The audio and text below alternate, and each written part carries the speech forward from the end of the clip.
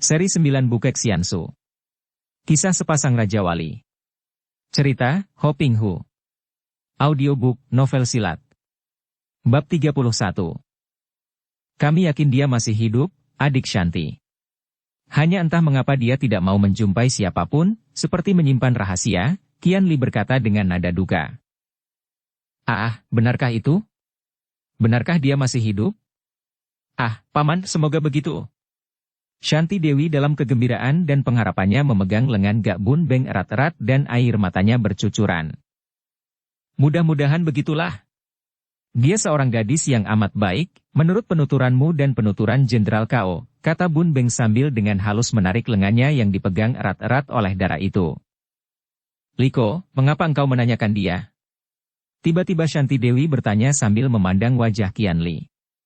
Untung mereka duduk di tepi jalan yang gelap sehingga tidak kelihatan betapa wajah pemuda itu menjadi merah sekali. Akan tetapi Qian Bu mengerti betapa kakaknya menjadi gugup mendengar pertanyaan ini, maka dialah yang menjawab. Kami mendengar dari Jenderal Kao bahwa dia adalah adik angkatmu, maka Liko mengajukan pertanyaan tadi. Shanti Dewi menghela napas panjang. Dia adalah seorang yang amat baik, dan biarpun hanya adik angkat, akan tetapi ku cinta seperti saudara kandungku sendiri. Kalau tidak ada dia, mungkin aku tidak kuat menanggung derita ketika kami berdua melarikan diri. Lalu dengan suara perlahan dia menceritakan tentang pengalamannya ketika dia meninggalkan Butan dan diserbu di tengah perjalanan kemudian dia bersama Cheng Cheng dan kakeknya melarikan diri. Betapa kakek Lu tewas dan Cheng Cheng terus mengawalnya sampai akhirnya mereka celaka karena perahu yang ditumpanginya terguling dan dia ditolong oleh Gak Bun Beng. Tadinya aku mengira dia tewas di sungai itu karena kami berdua tenggelam dan hanyut. Akan tetapi, ternyata dia tidak tewas di sungai dan tahu-tahu aku mendengar tentang dia di utara, tewas di sumur maut hanya beberapa saat sebelum aku bersama Paman Gak tiba di sana. Dan sekarang, kembali ada berita bahwa dia tidak mati, ya Tuhan, semoga benar demikianlah. Sayang dia selalu melarikan diri, Qian Li berkata lirih yang kemudian disambungnya untuk menyembunyikan perasaan hatinya. Kalau tidak, tentu dia sekarang sudah dapat bertemu dengan engkau, Moi Moi. Tiba-tiba mereka dikejutkan oleh suara genta yang dipukul keras sekali. Genta atau lonceng itu digantung di atas benteng penjagaan dan kalau genta itu dipukul sedemikian rupa berarti bahwa kota itu terancam bahaya. Keadaan menjadi geger. Dari berita mulut ke mulut, ternyata bahwa kota itu malam-malam kedatangan pasukan asing dari utara yang berkekuatan kurang lebih 1.000 orang pasukan liar dan ganas dari suku bangsa biadab. Pintu-pintu benteng ditutup, penjagaan diperketat dan semua prajurit lari hilir mudik dengan sibuknya.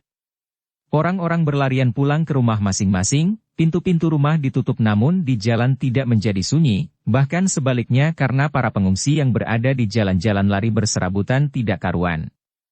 Jerit-jerit tangis mulai terdengar dari mereka yang terpisah dari keluarganya, anak-anak hilang, barang-barang hilang, dan terjadilah keributan yang amat membingungkan. Berbondong-bondong orang berlari dan memenuhi jalan di mana rombongan Bun Beng berada. Awas, siap dan jaga. Bun Beng berbisik dan dia sudah mengelak ketika ada sesosok bayangan menerjangnya dengan pukulan. Cepat dia menggerakkan tangannya dan bayangan itu roboh tanpa bersuara karena sudah ditotoknya pingsan. Bayangan-bayangan lain datang mengurung dan kedua orang saudara Suma juga cepat beraksi dan merobohkan beberapa orang. Akan tetapi, mereka segera hanyut oleh banjir manusia yang saling dorong, karena ada pasukan berkuda yang lewat di situ. Itu adalah pasukan yang dipersiapkan untuk menghadapi bahaya sewaktu-waktu di pintu gerbang, siap untuk menerjang keluar. Saking paniknya, rakyat mengira bahwa itulah pasukan liar dan ganas yang dikabarkan datang, maka mereka tidak ingat apa-apa lagi. Satu-satunya keinginan hanya untuk lari menjauh sehingga terjadilah dorong-mendorong dan himpit-menghimpit. Biarpun Gak Bun Beng, Suma Qian Li dan Suma Qian Bu adalah orang-orang yang memiliki kepandaian tinggi, namun menghadapi arus manusia yang seperti air membanjir itu, mereka kewalahan juga. Tentu saja mereka tidak mungkin harus memukul semua orang yang tidak berdosa itu karena orang-orang itu juga terdorong dan terdesak serta terhimpit oleh arus manusia. Dewi. Moi Moi. Bun Beng dan Qian Bu berusaha sekuat mungkin untuk mencegah Shanti Dewi terseret oleh arus manusia, namun tidak mungkin lagi. Manusia sudah berdempet-dempet, tidak ada lagi tempat untuk kaki berpijak dan mau tidak mau mereka terbawa oleh arus manusia dan melihat betapa Shanti Dewi makin menjauh dari mereka. Paman! Shanti Dewi menjerit, akan tetapi jeritannya bercampur dengan jeritan-jeritan wanita dan kanak-kanak lain yang terjepit dan terhimpit. Keadaan menjadi panik dan geger, seolah-olah dunia sedang kiamat. Karena keadaan gelap, maka kini topi caping buatan Kian Bu yang dipakai oleh Shanti Dewi hampir tidak tampak lagi dan tiba-tiba saja topi itu lenyap. Dewi! Moi moi! Moi moi! Kian Bu berteriak-teriak, memaksa dengan tenaganya untuk mendekat, akan tetapi setibanya di tempat di mana yang terakhir kali dia melihat Shanti Dewi tadi, gadis itu sudah tidak nampak bayangannya lagi. Sepasukan tentara yang datang melalui jalan itu membelah arus manusia. Karena takut para pengungsi itu saling desak memberi jalan dan keadaan menjadi makin panik. Arus manusia yang tadinya memenuhi jalan itu terbelah menjadi dua, semua mepet ke tepi jalan di kanan kiri. Bun Beng terpisah dari dua orang saudara Suma, dia terpaksa terdorong ke kiri jalan sedangkan dua orang saudara itu di seberang lain dan tak lama kemudian Bun Beng tidak dapat melihat mereka lagi karena obor-obor yang dibawa para prajurit tadi sudah menjauh sehingga keadaan menjadi gelap lagi. Dia merasa khawatir sekali akan diri Shanti Dewi, namun dia maklum bahwa dalam keadaan seperti itu, tidak mungkin mencari Shanti Dewi. Nanti kalau sudah agak reda dan dia dapat leluasa bergerak, tentu dia akan bisa menemukan gadis itu. Betapapun juga, Shanti Dewi bukanlah gadis lemah dan sudah cukup pandai untuk menjaga diri sendiri. Selain itu, juga dia yakin bahwa Kian Li dan Kian Bu tentu juga berusaha keras untuk menemukan gadis itu kembali. Tiba-tiba seorang wanita setengah tua yang berada di tempat itu, tidak jauh dari tempat dia berdiri, menjerit dan roboh. Dia sudah sejak tadi terhimpit dan tidak dapat keluar dari himpitan manusia. Karena tidak tahan dia menjerit dan roboh pingsan dalam keadaan masih berdiri di antara himpitan orang-orang. Melihat ini, tentu saja semua orang berusaha menjauhkan diri dan Bun Beng cepat mendesak ke depan, menarik dan memanggul tubuh wanita yang pingsan dan bermuka biru itu keluar dari himpitan dan menuju ke pinggir sekali di mana orang tidak begitu berdesakan. Orang-orang itu berdesakan karena mereka hendak dulu-duluan pergi dari tempat itu mencari tempat yang lebih aman, tidak tahu bahwa di seluruh kota keadaannya sama saja, semua orang dalam keadaan panik dan geger. Bun Beng menurunkan tubuh wanita itu, memeriksa sebentar lalu memijat beberapa jalan darah sehingga wanita itu mengeluh dan siuman kembali. Akan tetapi dia tidak dapat berdiri karena kakinya salah urat dan membengkak, terinjak banyak orang dalam himpitan tadi. Oh kakiku, keluhnya dengan muka pucat dan menahan rasa nyeri dengan menggigit bibirnya. Terima kasih atas bantuan Tuan. Kau tidak bisa jalan? Bun Beng bertanya kepada wanita yang berpakaian seperti pelayan itu. Wanita itu menggeleng kepalanya. Di mana rumahmu? Apakah engkau juga pengungsi? Bukan, saya adalah pelayan dari gedung di sana itu. Kalau begitu, mari kuantar ke sana, kata Bun Beng tanpa ragu-ragu lagi dan dia lalu memondong tubuh wanita itu dan membawanya menuju ke gedung yang ditunjuk oleh wanita pelayan itu. Ah, engkau sungguh amat baik, Tuan, pelayan itu berkata dengan terharu.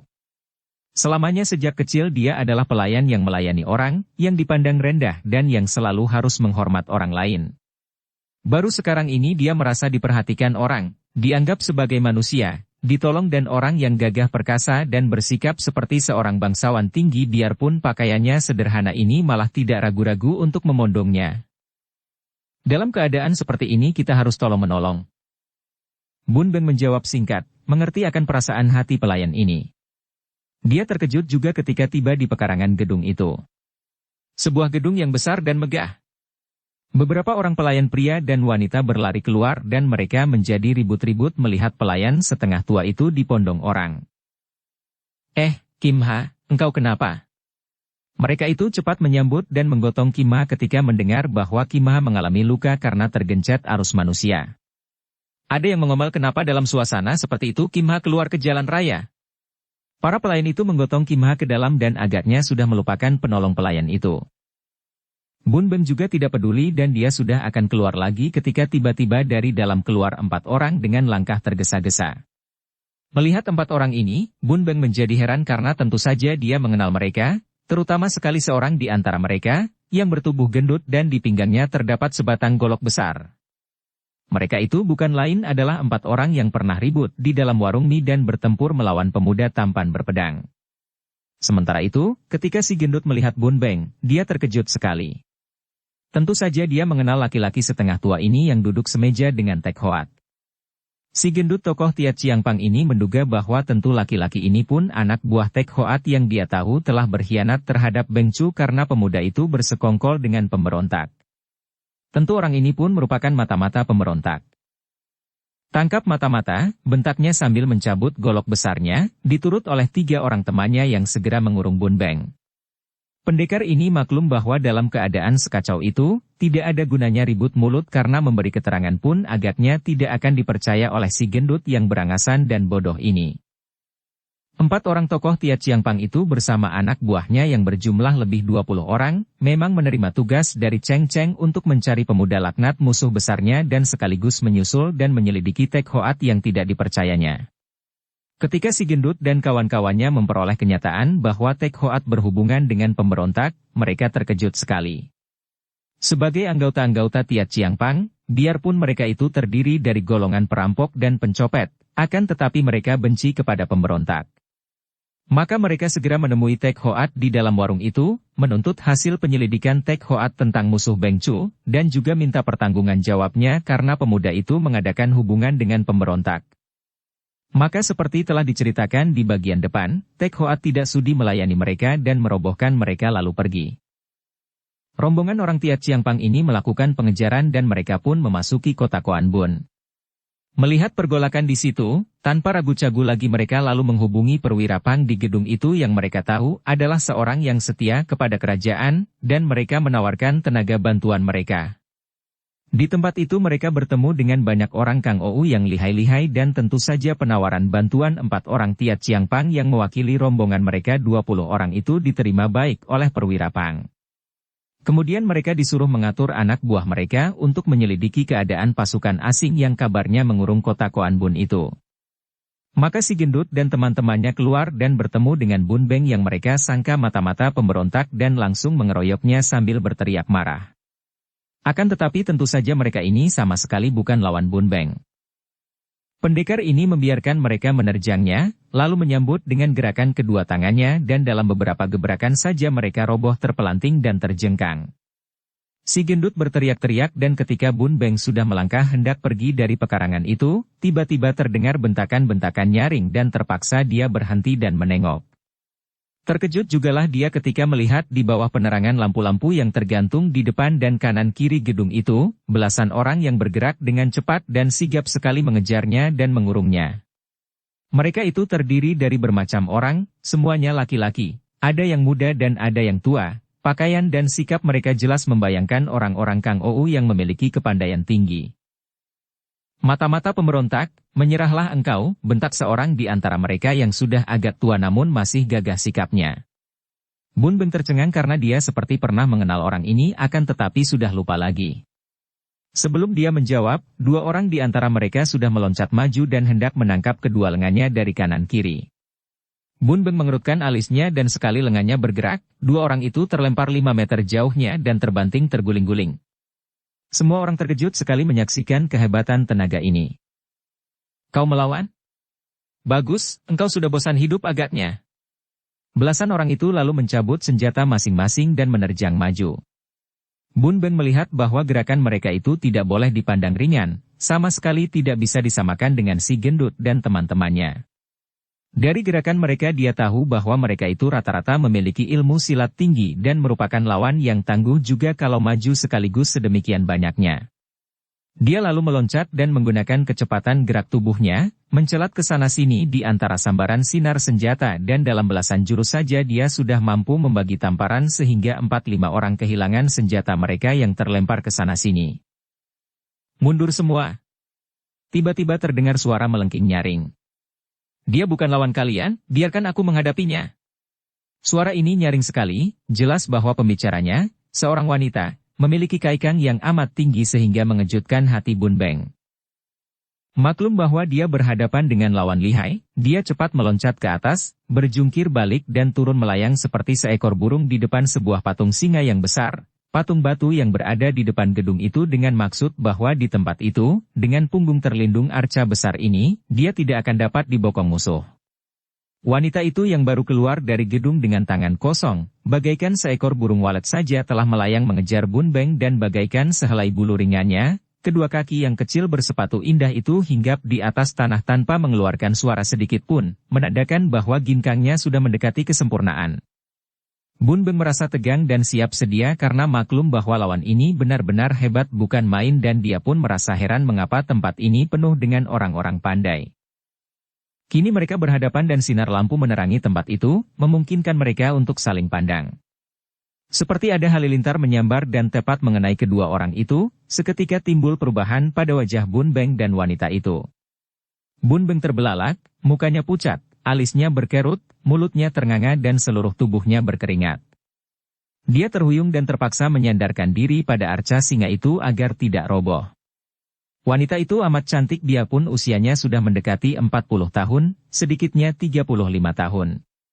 Pakaiannya indah, sikapnya agung, sepasang matanya seperti bintang dan bersinar tajam sekali, gerak-geriknya gesit kuat namun halus. Akan tetapi pada saat itu, dia pun memandang pucat, matanya terbelalak, tubuhnya menggigil. Kau.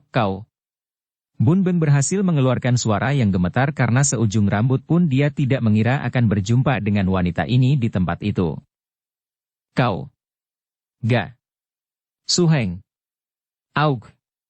Putri Milana memejamkan matanya sehingga air mata yang sudah memenuhi pelupuk mata itu mengalir keluar. Napasnya sesak dan lehernya seperti dicekik rasanya, dia terhuyung, menggerakkan tangan kirinya ke leher dan tentu dia sudah roboh ke atas tanah kalau saja Bun Beng tidak cepat menyambarnya.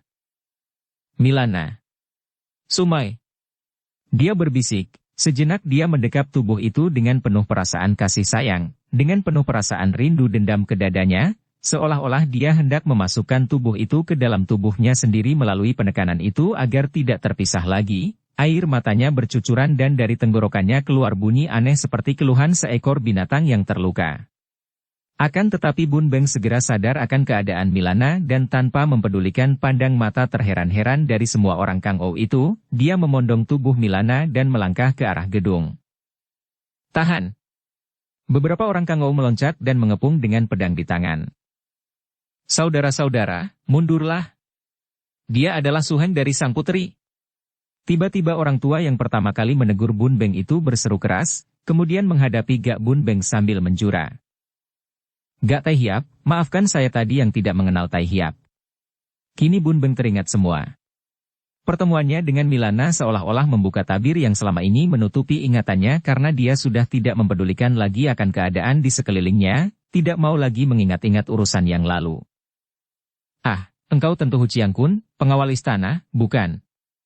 Suma pingsan dan dia menderita pukulan batin, harus cepat ditolong. Silakan, Tai Hiap. Pada saat itu muncullah seorang perwira dan dia inilah perwira Pang, pemilik gedung itu. Dia tadi pun sudah keluar dan menyaksikan segalanya dan mendengar percakapan antara Hu Chiang-kun dengan laki-laki gagah yang memondong Putri Milana itu, dia pun cepat-cepat mempersilakan Bun Beng masuk. Dengan pengerahan sinkangnya, Gak Bun Beng menyalurkan hawa hangat untuk membantu Milana yang telah direbahkan di atas pembaringan itu agar siuman kembali. Mereka hanya berdua di kamar itu karena para orang Kang Ou tidak ada yang berani tinggal di situ, juga para pelayan disuruh keluar oleh Bun Beng karena pendekar ini maklum bahwa percakapan antara mereka setelah Milana siuman nanti tidak boleh didengar oleh lain telinga. Milana mengeluh lirih, dan begitu membuka matanya dia memandang ke kanan kiri sambil memanggil. Suheng. Gak Bun Beng. Aku di sini, Sumoy. Milana menengok, melihat Bun Beng mendekati pembaringan lalu menubruk, kedua lengannya merangkul, mukanya disembunyikan ke atas dada pria yang selamanya dicintanya ini dan dia menangis. Suheng, mengapa engkau menghilang selama belasan tahun ini? Bun Beng menarik napas panjang. Sumoy, apa kebaikannya kita saling bertemu? Suheng, aku menderita selama ini. Jangan mengira aku pun hidup bahagia, Sumoy, hening sejenak, hanya terdengar isak Milana di atas dada Bun Beng. Gak Bun Beng lupa diri dan dia merangkul, mengelus rambut yang halus itu, seperti dulu, belasan tahun yang lalu, sudah lama sekali, ketika dia pun memeluk dan mengelus rambut itu penuh kasih sayang. Suheng, kau kejam, Milana terisak. Ah, Milana, mengapa kau bisa berkata demikian? Bukankah darah kekasihnya itu yang lebih dulu menikah? Akan tetapi dia tidak tega menuduhnya demikian maka dia melanjutkan. Nasib kita yang kejam, Sumoy, dan ingatlah, kau sudah bersuami, tidak baik begini. Akan tetapi aku, Milana tidak melanjutkan kata-katanya dan dengan halus Bun Beng melepaskan tangan mereka yang saling rangkul itu dan melangkah mundur, aman dari jangkauan tangan Milana dan mereka kini berdiri saling pandang, sampai lama mereka tidak mengeluarkan kata-kata. Memang dalam saat seperti itu, kata-kata sudah tidak ada gunanya lagi karena sinar mata mereka telah saling mengeluarkan 1001 macam kata-kata dan mereka sudah dapat saling menangkap isi hati masing-masing. Mata Milana berkedip-kedip, bibirnya mulai tersenyum manis dan wajahnya tidak pucat lagi. Ga Suheng, kau memang nakal. Mengapa lalu membiarkan diri tenggelam dalam duka dan tidak pernah muncul lagi? Mengapa ketika bertemu di kota raja kau lantas melarikan diri? Suheng, aku masih Milana, Sumoymu yang dulu itu, Bun Beng menggeleng kepalanya. Sungguh pun bagiku engkau masih Milana yang dulu, tak pernah berubah sampai aku mati. Akan tetapi, tidak boleh begitu, Sumoy, suamimu. Hus, baiklah, kita tidak bicara tentang itu sekarang ini. Belum waktunya, Suheng, apalagi aku menghadapi tugas berat menumpas pemberontak. Kita sudah siap. Jenderal kau sudah siap dengan pasukan dari kota raja dan dari sisa pasukannya yang melarikan diri dari Tengbun, dan pertemuanku denganmu ini sungguh merupakan peristiwa mengagetkan namun juga membahagiakan, baik bagiku pribadi maupun bagi perjuangan menumpas pemberontak karena aku memperoleh bantuan yang luar biasa berupa tenagamu, Suheng, dan tiba-tiba dua orang berlari memasuki kamar itu dengan sikap tegang. Mereka itu adalah perwira Pang pemilik gedung itu dan Hu Chiangkun pembantu Milana. Celaka, rumah ini telah terkurung oleh pasukan pemberontak. Bagaimana mungkin mereka tahu?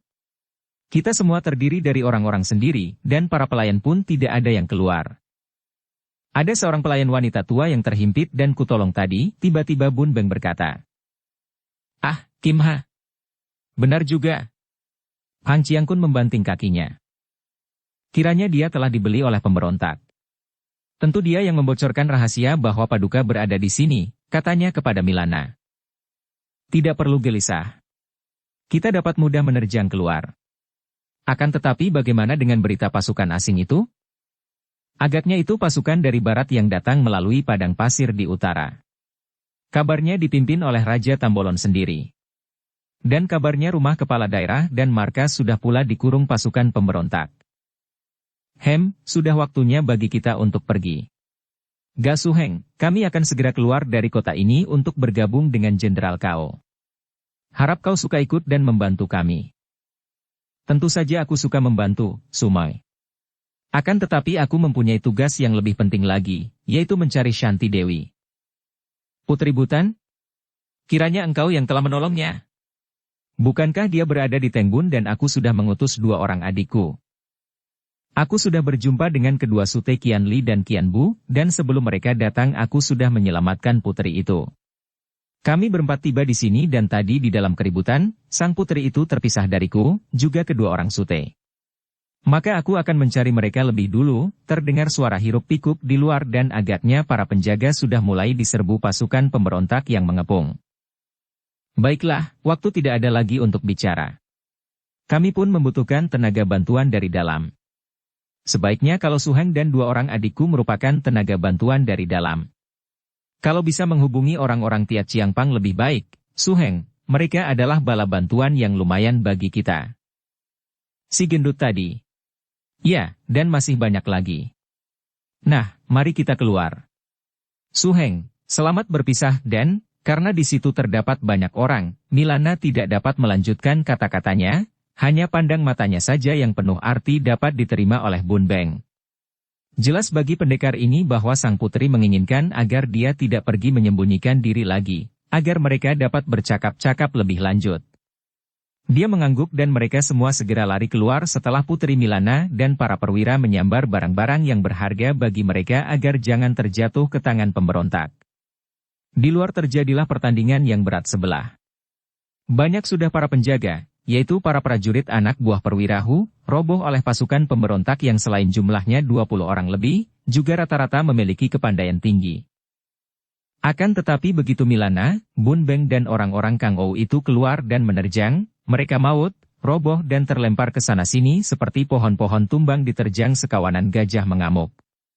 Dengan amat mudah Milana bersama para pengikutnya merobohkan semua pemberontak, lalu lari keluar dan menghilang di dalam kegelapan malam. Bun Beng juga merobohkan beberapa orang lalu meloncat dan lenyap dari situ, jantungnya masih berdebar dan perasaan hangat masih memenuhi hatinya oleh pertemuan yang tidak terduga-duga dengan wanita bekas kekasihnya itu. Dapat dibayangkan betapa khawatir hati Kian Bu melihat betapa Putri Shanti Dewi kini tidak kelihatan lagi. Tadinya dia masih dapat melihat topi caping buatannya itu yang dapat dijadikan tanda di mana adanya sang putri, akan tetapi kini tanda itu pun lenyap pula ditelan kegelapan dan ditelan arus manusia. Celaka, Liko, kita harus mengejarnya. Tenanglah, Bute. Kulihat tadi dia bergerak mengikuti arus ini, mari kita maju terus ke sana, jawab Kian Li. Kian Bu menjadi tidak sabar karena cemasnya. Dia menjadi kasar dan dengan nekat dia mendorong sana-sini di antara orang-orang itu. Melihat sikap adiknya, Kian Li menggeleng kepala, akan tetapi agar jangan sampai tertinggal dan terpisah dari adiknya pula, dia pun terpaksa menggunakan kedua tangannya untuk membuka jalan sehingga kemanapun kedua orang muda ini bergerak, orang-orang di depannya berteriak-teriak dan terdorong ke kanan-kiri, tidak kuat menahan dorongan tangan kedua orang muda yang amat kuat itu. Namun, sampai pagi kedua orang muda itu masih belum berhasil menemukan Shanti Dewi sehingga tentu saja mereka berdua, terutama sekali Kian Bu, menjadi sangat gelisah. Orang-orang tidaklah berdesak-desakan seperti tadi lagi dan keduanya dapat mengasuh dan duduk di tepi jalan yang masih penuh orang hilir mudik. Jangan gelisah, Bute. Tentu Suheng juga mencarinya, mungkin mereka berdua sudah berkumpul kembali, tinggal kita yang harus mencari mereka. Mudah-mudahan begitu, Liko. Akan tetapi hatiku khawatir sekali. Jangan-jangan hilangnya adik Shanti Dewi memang dibuat orang. Ingat saja mereka yang mengepung kita ketika keributan itu mulai. Sejenak mereka mengasuh, kemudian mereka berjalan lagi. Dalam keadaan cemas dan gemas itu, Kian Bu dan Kian Li mendorong lagi ke kanan-kiri mencari jalan.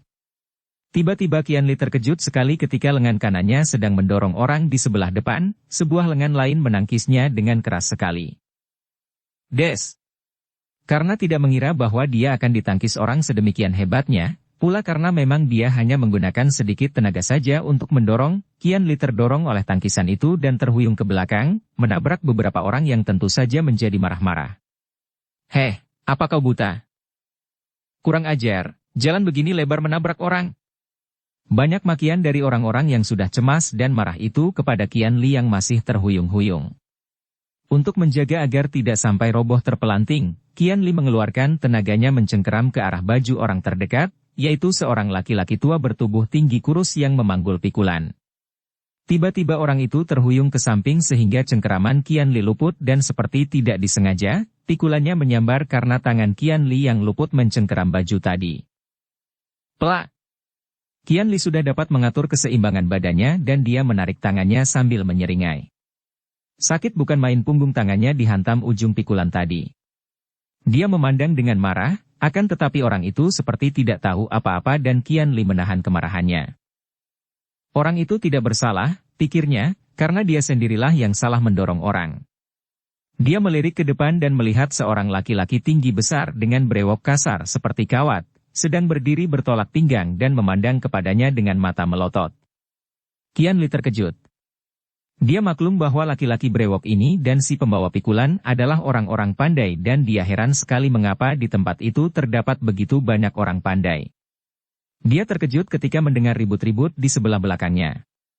Ketika dia menoleh, dia melihat Kian Bu sudah bersih tegang dengan seorang yang berpakaian sastrawan, seorang yang usianya kurang lebih 40 tahun, sikapnya halus akan tetapi sinar matanya liar. Cepat dia menghampiri adiknya yang sudah mengepal tinju hendak menyerang sastrawan itu. Bute, jangan berkelahi. Habis dia hendak membokongmu, Liko. Ketika kau terhuyung tadi, aku melihat dia menghampirimu dan tentu saja aku menangkap tangannya agar tidak memukulmu. Bocah lancang. Kalau aku memukulnya, apakah dia masih bisa bicara denganmu? Sastrawan itu berkata halus akan tetapi penuh dengan ejekan. Sudahlah, Bute, mari kita pergi. Qian Li menangkap tangan adiknya dan diajak pergi dari situ. Dia maklum bahwa kecemasan hati adiknya karena kehilangan Shanti Dewi membuat adiknya itu menjadi pemarah. Setelah pergi agak jauh Qian Li berkata, mereka bertiga tadi bukanlah orang sembarangan. Aku pun menduga begitu, akan tetapi aku tidak takut. Qian Li tersenyum. Siapa takut? Akan tetapi, dalam keadaan kacau seperti ini tidak baik kalau mencari permusuhan. Tugas kita belum selesai, kita belum menyelidiki sesuatu, bahkan kini kita berpisah dari Su Heng dan Shanti Dewi. Kalau kita melibatkan diri dalam perkelahian yang tidak ada sebabnya, tentu lebih repot lagi. Hayo kita terus mencari, dekat pintu depan gedung besar itu banyak orang-orang, siapa tahu mereka berada di sana. Minggir! Minggir! Orang-orang cepat minggir ketika dari dalam pekarangan gedung itu keluar sebuah kereta berkuda, dikawal oleh selosin tentara di depan dan selosin lagi di belakang. Qian Li dan Qian Bu ikut minggir, akan tetapi ketika tirai kereta tersingkap sedikit, mereka dapat melihat si pemuda tampan berpedang dan seorang laki-laki tua duduk di dalamnya. Mereka tidak tahu siapa lagi yang berada di dalam kereta itu karena tirainya sudah tertutup kembali. Liko! Tiba-tiba Qian Bu memegang lengan kakaknya. Kau melihat pemuda itu? Qian Li mengangguk. Dia muncul di mana-mana, sungguh aneh. Ingat sikapnya kepada Shanti? Jangan-jangan dia yang menculiknya, jangan-jangan Shanti berada di dalam kereta itu? Ah, mungkinkah itu? Mari kita mengikuti kereta itu, Liko.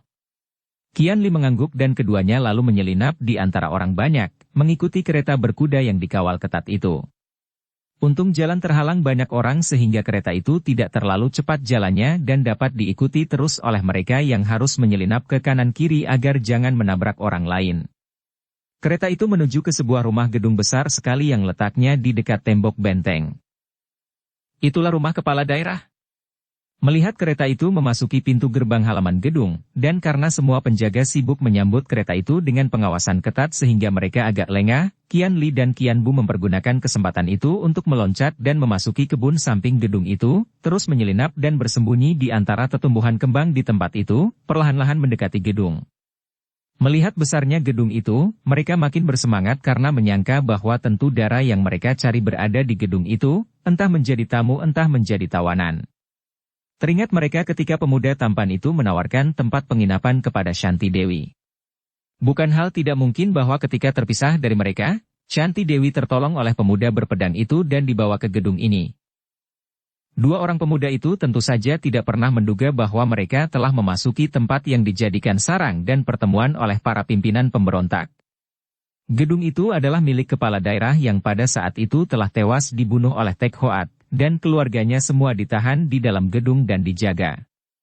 Pendeknya, tanpa ada yang mengetahuinya, Tek Hoat dan anak buahnya telah merampas gedung ini dan dijadikan tempat pertemuan dengan diam-diam dan tentu saja gedung kepala daerah itu tidak dicurigai orang.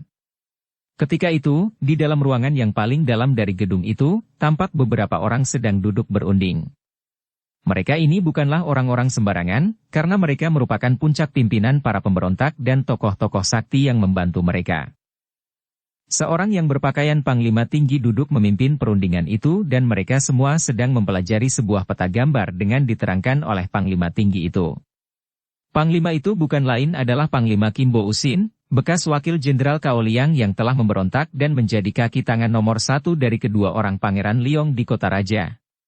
Di belakang Panglima ini kelihatan dua orang pengawalnya yang amat diandalkan, dan yang telah membebaskannya dari tahanan di Tengbun tempo hari, yaitu dua orang kakek kembar Siang Lomo. Dua orang kakek kembar ini oleh Pangeran Liong Bin Ong sendiri dikirim ke Tengbun untuk mengepalai pembebasan Kim Bo Usin dan selanjutnya diangkat sebagai pengawal pribadi Panglima yang amat penting bagi gerakan pemberontakan itu. Juga terdapat beberapa orang perwira pembantu yang mulai memperoleh tugas dan petunjuk dari Panglima Kim Bo Usin untuk mengamati gerakan pemberontakan mereka yang dianggap sudah matang untuk mulai digerakkan. Akan tetapi mereka sedang bingung juga menghadapi munculnya pasukan liar secara tiba-tiba itu. Mereka sedang merundingkan soal pasukan liar itu ketika pengawal datang mengiringkan Tek Hoat dan orang tua yang duduk di dalam kereta. Semua orang bangkit berdiri lalu memberi hormat dengan berlutut sebelah kaki ketika orang tua itu masuk. Kiranya orang ini bukan lain adalah Pangeran Leong Kaeong, orang kedua dari biang keladi pemberontak. Kini lengkaplah tokoh-tokoh pemberontak berkumpul dan berunding di situ. Panglima Kim Bo Usin secara lengkap melaporkan keadaan mereka kepada pangeran tua itu. 1.000 orang pasukan liar itu menurut hasil penyelidikan adalah pasukan dari barat dan kabarnya dipimpin oleh Raja Tambolon sendiri yang belum kelihatan muncul. Kami masih sangsi harus mengambil tindakan apa dan kami semua menanti keputusan dari Paduka Pangeran. Kim Bo Usin berkata. Orang-orang liar itu menambah repot saja.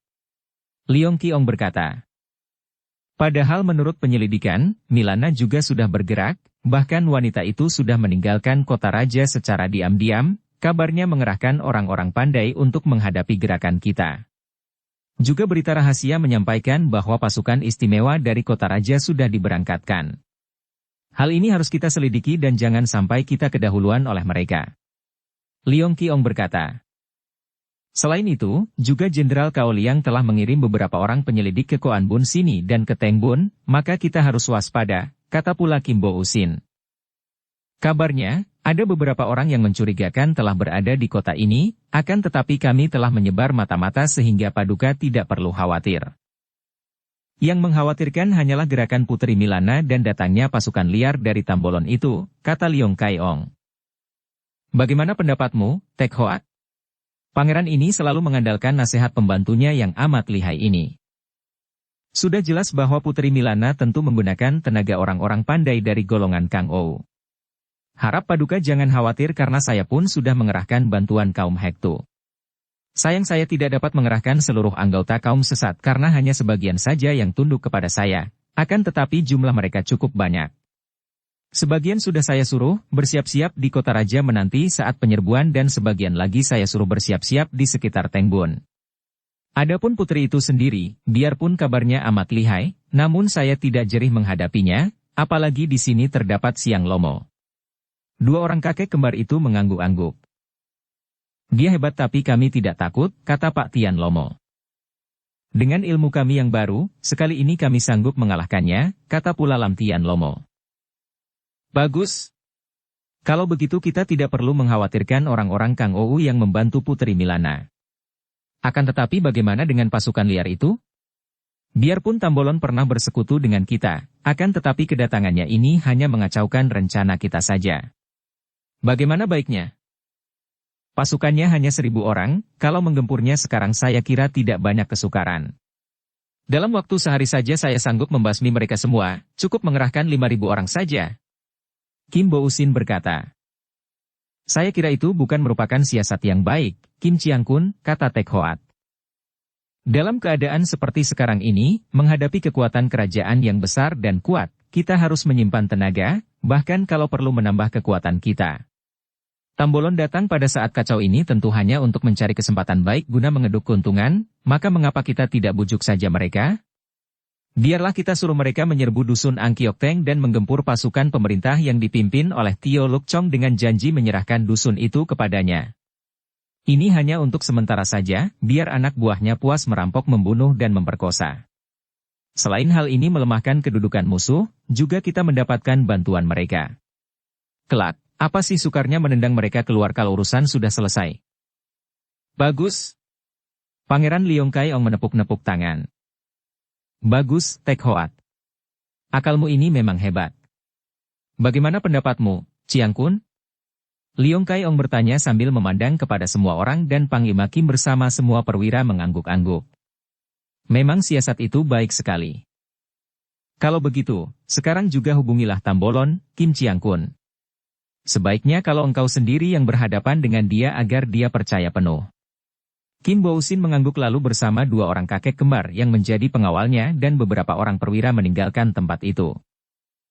Mereka langsung menuju ke benteng dan naik ke benteng itu mengatur siasat. Seorang kurir diutus menyerahkan surat panggilan kepada pimpinan pasukan liar yang bertenda di luar kota itu. Tak lama kemudian muncullah 3 orang penunggang kuda yaitu seorang komandan pasukan liar yang dikawal oleh 2 orang tinggi besar. Mereka ini dipersilakan turun di atas jembatan gantung, lalu komandan pasukan liar yang rambutnya awut-awutan dan dahinya diikat kain putih itu melangkah maju dengan kasar dan sombong. Dia menoleh ke kanan kiri dan memandang rendah kepada barisan penjaga, kemudian bertemu di tengah jembatan dengan Panglima Kimbo Usin. Begitu bertemu, dia bertolak pinggang dan suaranya keras dan kasar sekali ketika dia bertanya. Urusan apakah yang hendak dibicarakan? Dia mengerti bahasa Han, akan tetapi bahasa itu diucapkan dengan kaku dan tidak memakai banyak peraturan sopan santun. Kimbo Usin mendongkol. Orang ini hanyalah seorang perwira pasukan liar yang besarnya hanya 1.000 orang.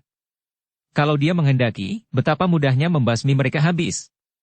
Dan orang ini bersikap demikian kasar kepadanya, padahal dia adalah panglima besar barisan pemberontak yang kelak tentu akan menjadi panglima besar dari pemerintah baru di kerajaan.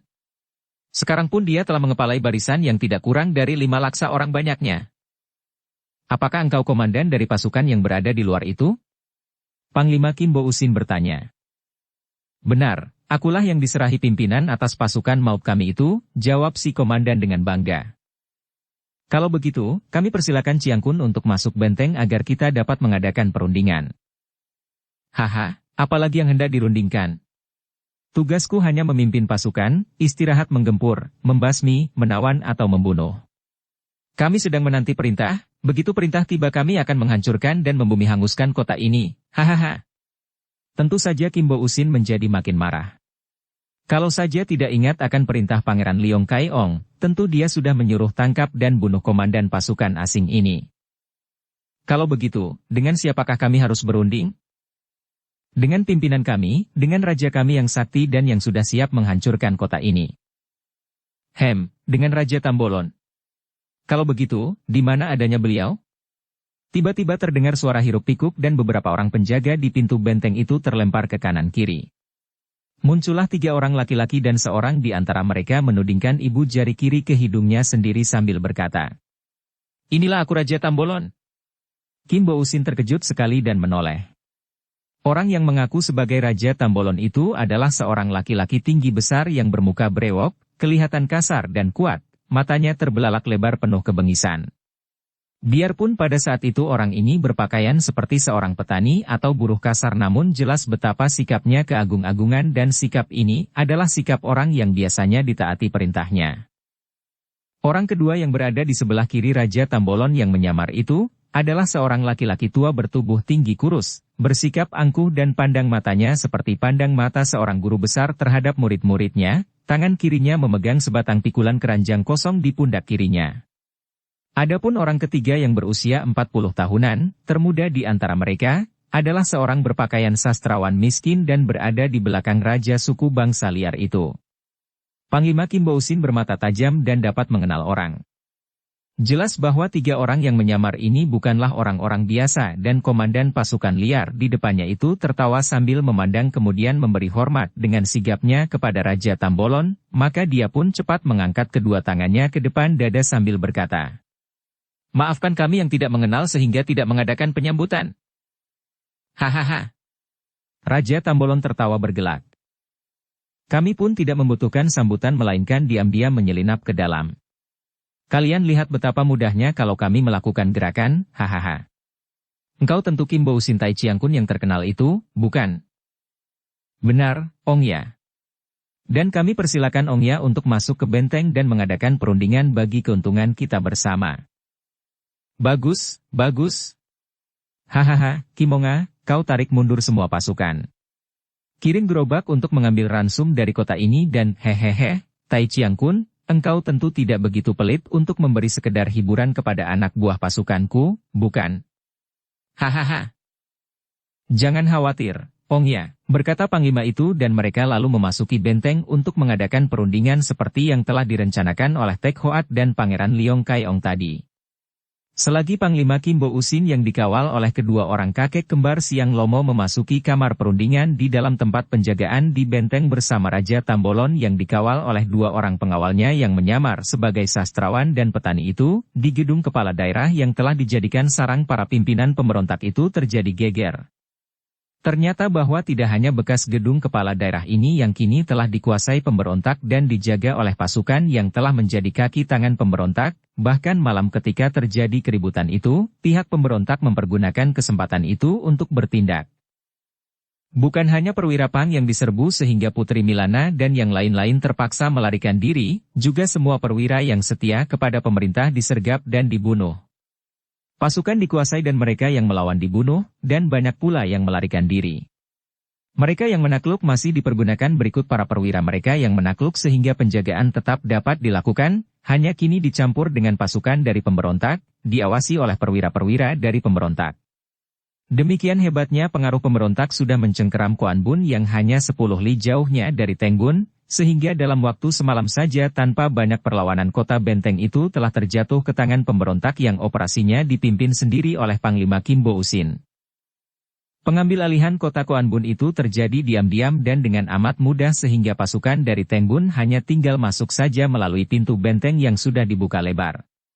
Dan semua peristiwa ini ditonton oleh pasukan Tambolon yang berkemah di luar kota sambil tertawa-tawa dan bernyanyi-nyanyi secara liar tanpa melakukan sesuatu karena mereka menanti perintah dari pemimpin besar mereka, yaitu Raja Tambolon yang bersama 2 orang pengawalnya menyelundup masuk kota Koan Bun.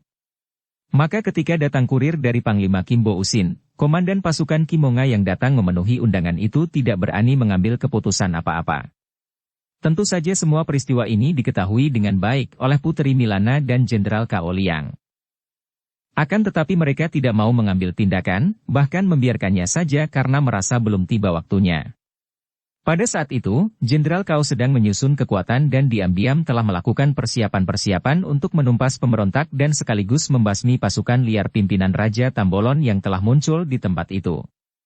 Pasukan Tambolon ini terdiri dari pasukan inti, pasukan pilihan dan anggotanya terdiri dari bermacam suku bangsa, campuran dari suku bangsa Tibet, Mongol, Turki dan ada pula orang Han bekas anggota Peklian Kau.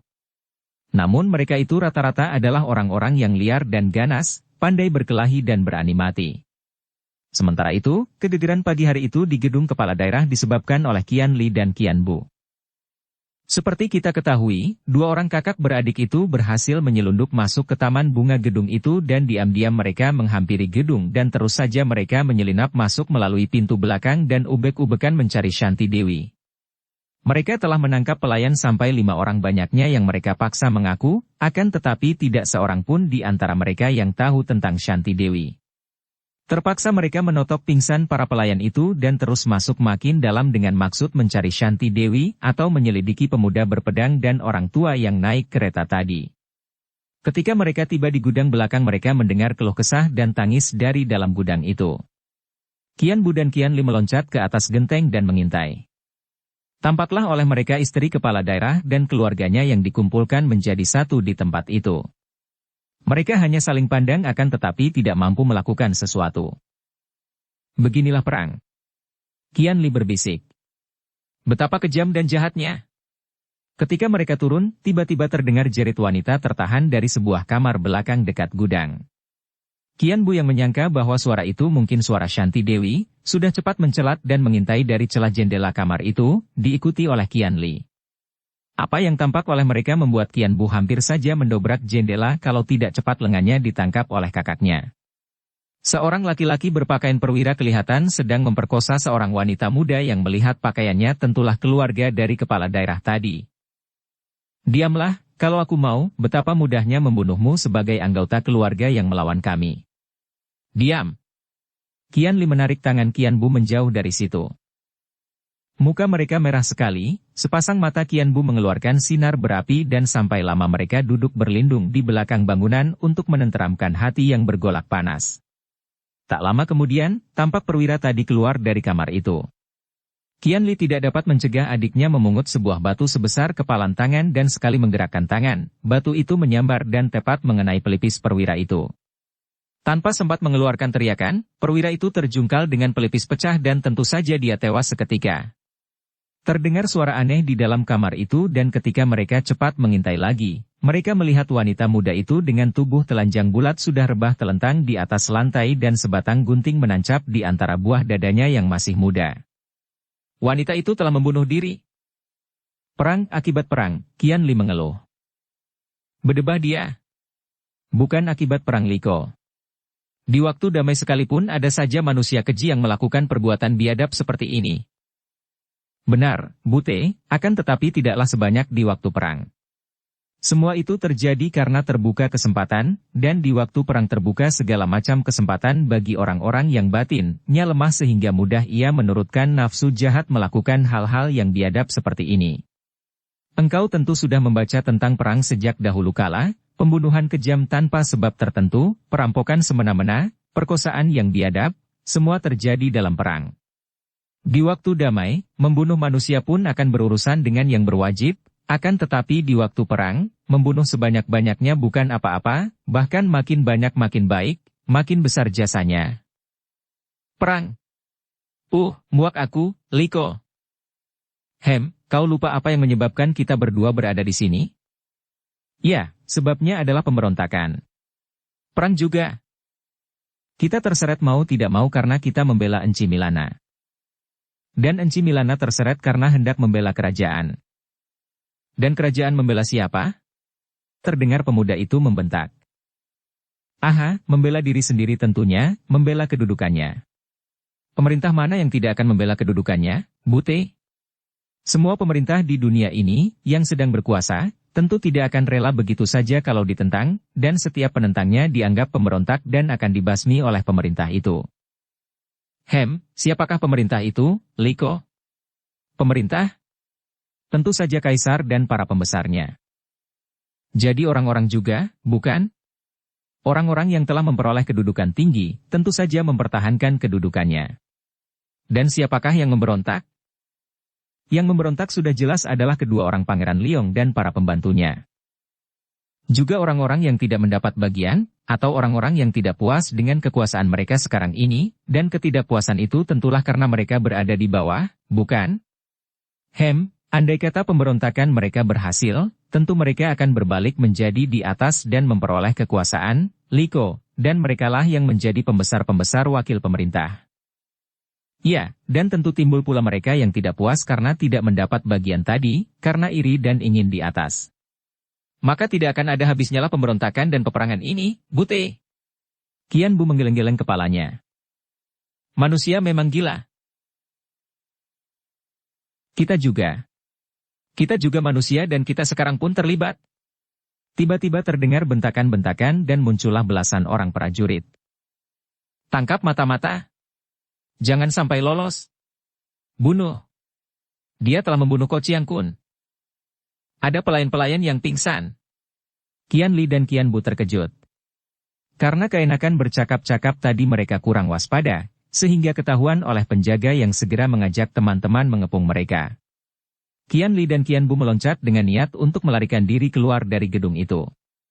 Akan tetapi para prajurit pemberontak itu menerjang mereka dan dengan cepat kedua orang kakak beradik itu menggerakkan kaki tangan dan 6 orang prajurit berpelantingan ke kanan kiri. Bute, lari! Qian Li berseru kepada adiknya karena dia khawatir bahwa adiknya yang suka bergurau dan suka menggoda orang, suka berkelahi pula itu akan memperpanjang waktu pertempuran di situ, padahal tempat itu adalah tempat yang amat berbahaya, sarang dari para pimpinan pemberontak. Bersambung ke bab 32. Dukung kami dengan subscribe, follow, like, komen dan share. Terima kasih.